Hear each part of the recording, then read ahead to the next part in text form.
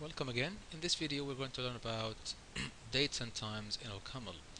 Remember our beautiful OCAML system and the list of modules that we saw before when we dealt with string modules and the str module. Now if we go to the bottom we have a very nice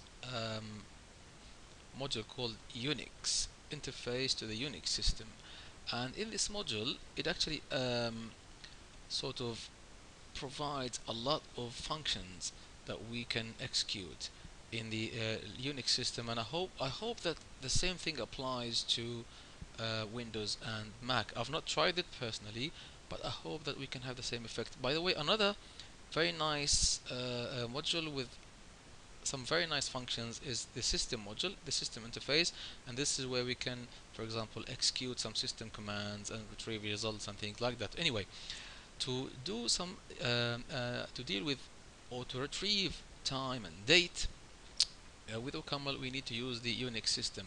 Always remember, always remember this, that the Unix system is similar to the str modules, the one that deals with high-level string processing and regular expressions.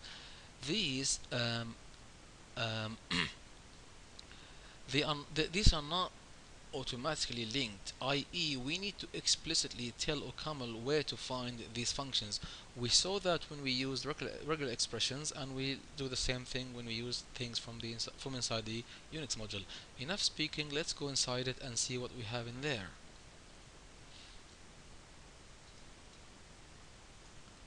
So this is about error reporting interface to the Unix system, and then if you go to the bottom, so access to the process environment, we have a lot of functions to deal with the environment, with the system around us, with some error messaging and some exceptions, to do some exception handling as we learned before.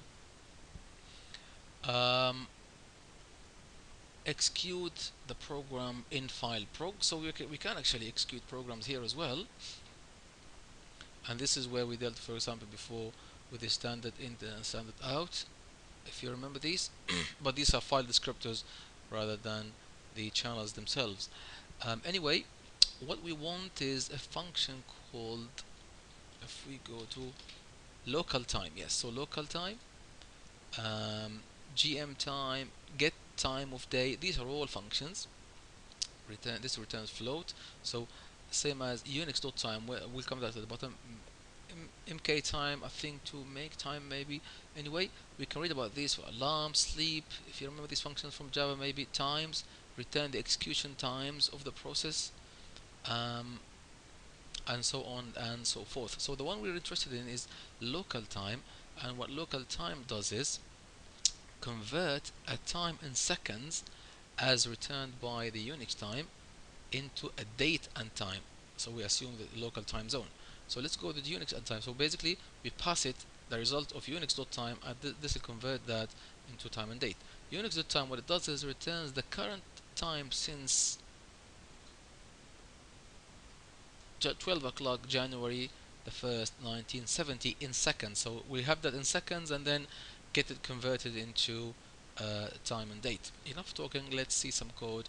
We'll do that. We do the coding, by the way, first in our top level or top loop using the OCaml interpreter, and then we'll try to put it into our source code. Now to access our interpreter we do OCaml, as you know, and then if we want to use that function, as we mentioned, we need to tell OCaml where to find Unix. And basically um,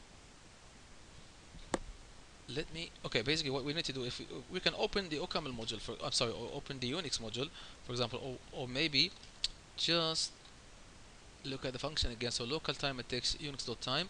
So basically what we can do is we can say, for example, let t equals Unix, rather than opening the module, we'll just use the fully qualified name local time, and then we pass it unix.time. And remember, unix.time, it doesn't actually receive any variable. Yeah, just units, and returns float, the number of seconds. If I do that, it'll complain, it wouldn't know what Unix is, and this is what I meant by it's not automatically linked. So we need to explicitly do that using the load directive. So we do load unix.cma. If I'm sure you remember this from the str, we used str.cma. Likewise, if you're using a regular expression, then you need to do load load str.cma, but we'll leave that at the moment because we're not using it anyway. So I need to copy and paste that again, and now it's actually working and it's returning that in this result. So the result is actually a structure, sort of a data structure. And then what we can do is we can access any of these by using the dot. Notice, so we can say, for example, t dot if I want the which day maybe of the week, then I can do this.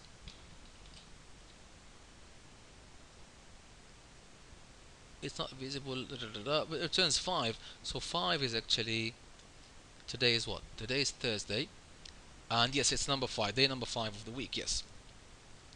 And if you want to yeah, print that out, we can use the printf function as we learned before by just doing this. So printf, the formatted printout, today is day number of the current year rather than week. Current year? No. It's not. Oh, that's the M day, and this is that's TM day. So which number of the year is number 155 of the year? Yes, I was just experimenting. And then to retrieve today's date, yes, we can have a tuple. Yes, we can have a tuple, and then we can have maybe a tuple of the today's day, month, and year of the year. So if you can see here, for example, for today's date, we can, let me just take this up so you can see it. So what I'm doing here is I'm saying this is a tuple of day, month, and year, and get me t dot tm day, tm underscore m day, tm underscore m a month, and tm underscore year, and this will get me today, this month. I'm sorry, this day, this month, and this year. I'm sorry, that's the actual day of the month. Yes, today is the 5th of June. I'm sorry. So that's the 5th of June.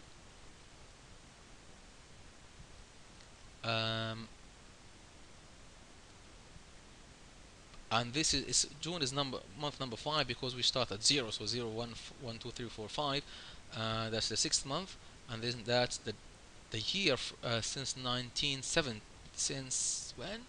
Yeah, since 1900. Yeah, since 1900, which is 2014 at the moment. So what's if I want to get the proper dates, then I need to convert the year into the new format. So I can say year.